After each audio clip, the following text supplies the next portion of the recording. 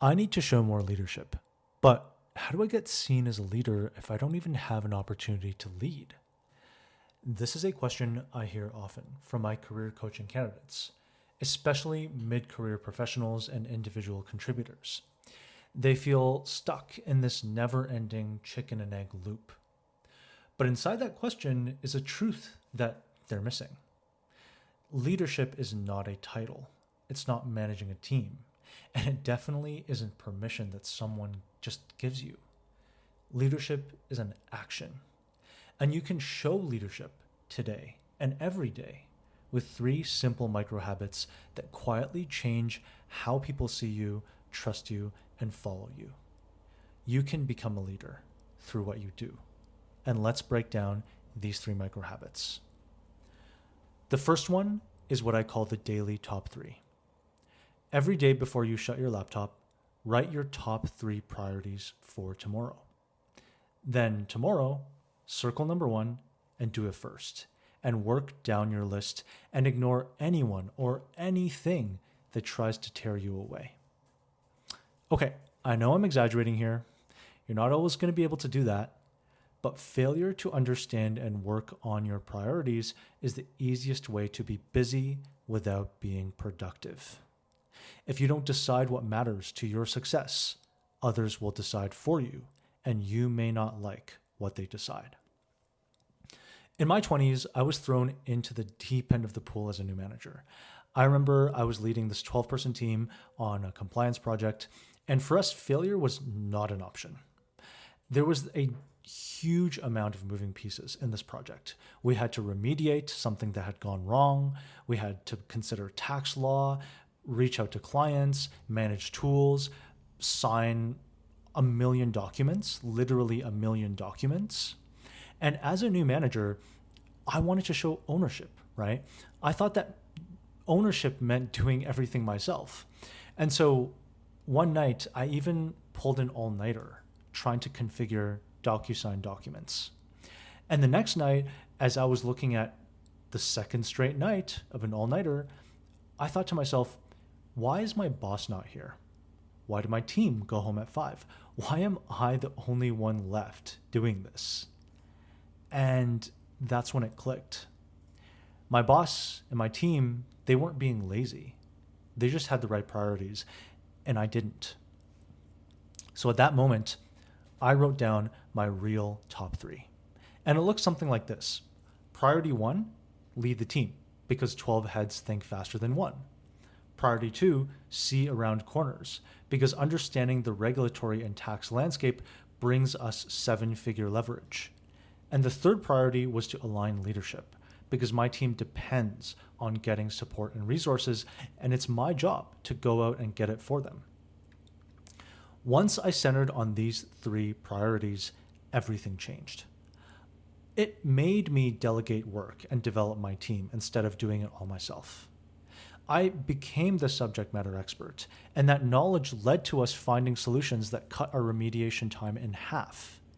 And because I built those relationships with leadership, they gave us increased headcount and budget so that we could succeed. And just 1 month later, I took a full week of vacation, which was something that I'd been planning for over a year and never thought that I could take during this project. And in that time, I had maybe 2 calls with my team.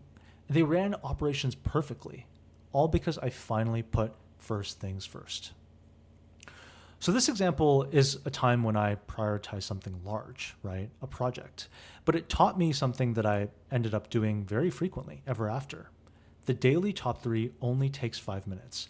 But if you make it a micro habit, you will see a transformational impact to your work. The focus that it provides makes you proactive. It makes you calm. It makes you clear. And when people see your results and clarity, naturally, they start treating you like a leader.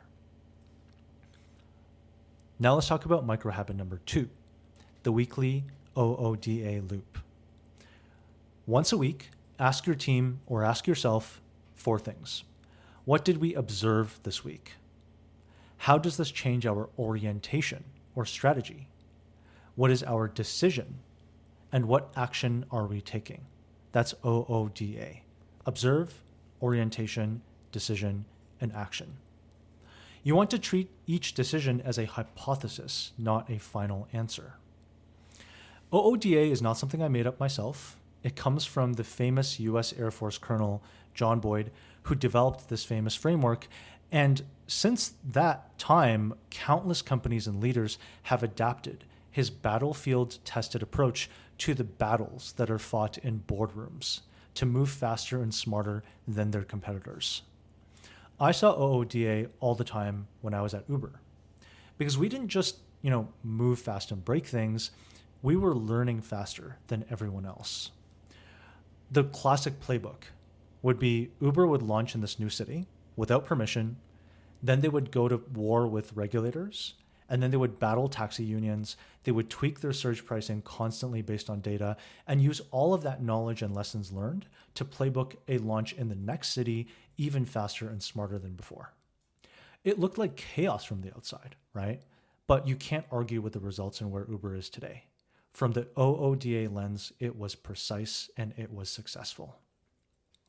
Once I understood this, I started asking, what's the smallest loop that I can run this week? What can I observe and reinterpret and decide and act on more quickly?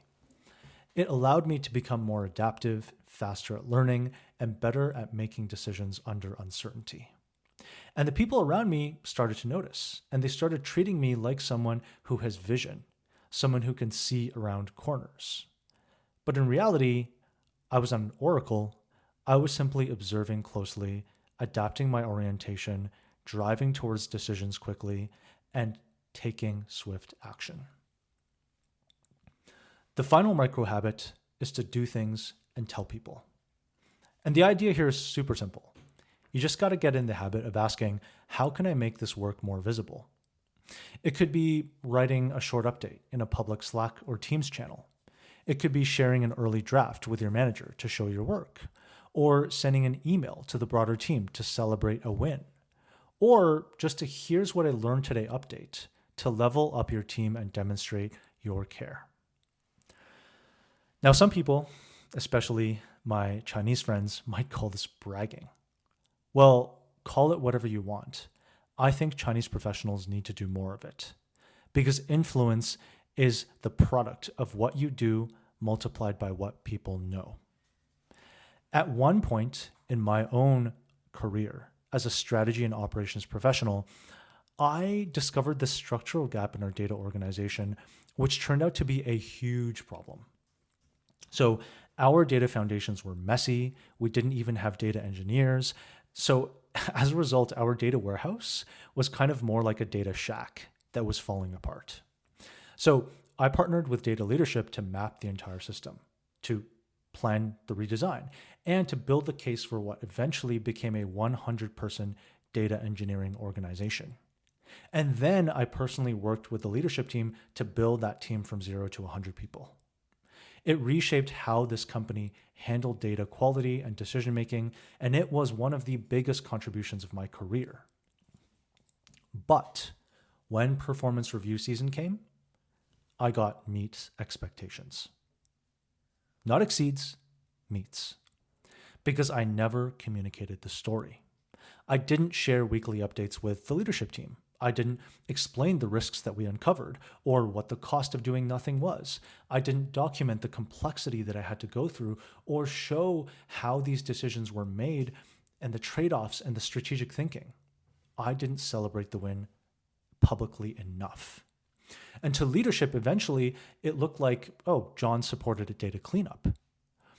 And that's when I learned that invisible impact is indistinguishable from no impact. If you want more influence, remember that you can do things and tell people. Some people draw this false dichotomy that it must be one of two things, right? Talented people work quietly and they let the results speak for themselves. And smooth talkers with no talent get ahead by bragging. But the most successful people that I've observed in my career are skilled at both. You too can be both. Stop waiting to be chosen. Start leading in the small ways that matter with these 3 micro habits. And you too can watch yourself become the leader that you never imagined you could be. All right. Now it's time for melon break. It's time to 吃瓜. And this week's episode, really interesting. AI is in its main character era. So for those of you who follow the magazine Time, it just named its 2025 Person of the Year. But in this case, it's more like People of the Year. This year, the magazine is dedicating its most anticipated annual edition to the architects of AI. Basically, it's just this shout out to the humans behind this AI boom that we're going through.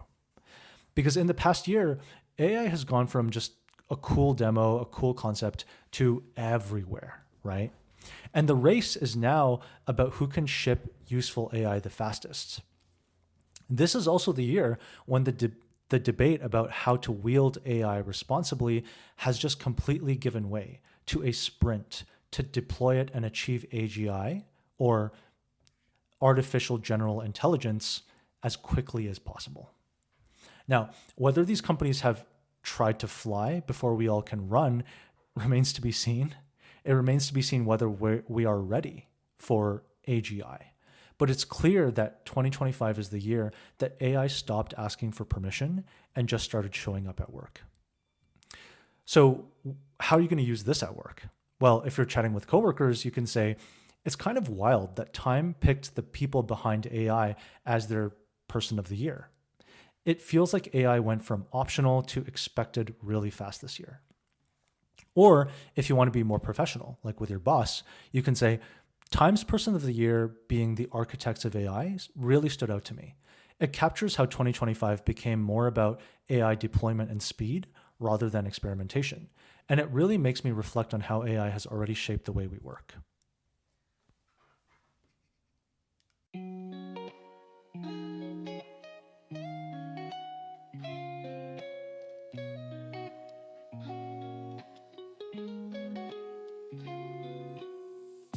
Day Up is written, produced, and hosted with love by me, Jonathan Lee.